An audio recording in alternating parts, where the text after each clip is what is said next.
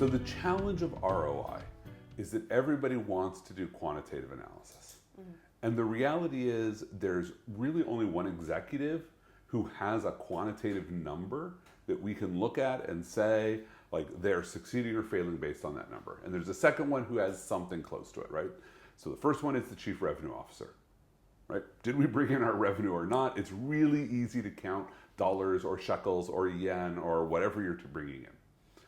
And second might be the CFO if we're talking about measuring margins, money in and out. Everybody else is chasing this sort of ideal that you can measure a return on investment. We spent this much money, here's what we got out of it. And it's problematic because in security, mostly we are stopping things from happening that we couldn't really put a number on the likelihood of them happening, and now they don't happen. So our return on investment is mostly about safety and calmness.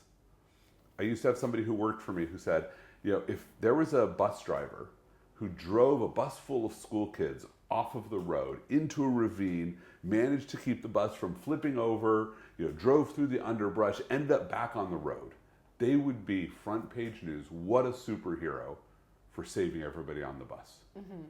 But the bus driver who never drives off the road, the person who built the guardrails that keeps the bus on the road, these are the people we should be celebrating. Right. That's the job of security, is to make sure those buses never get off the road.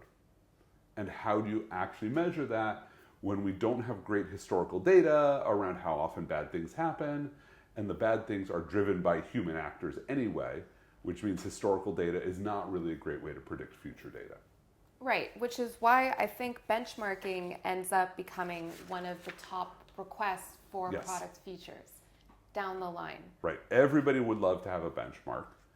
And I think there's two different ways people want to look at benchmarks. One is benchmark of activity and one is benchmark of outcome. Mm-hmm.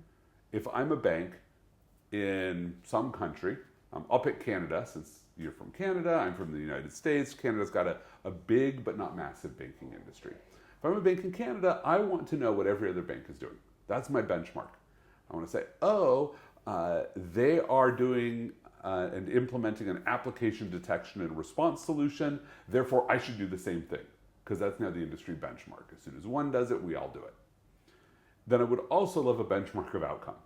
It says, we use the same definition of breach, and that bank has had 75 breaches this quarter, and I've had 60.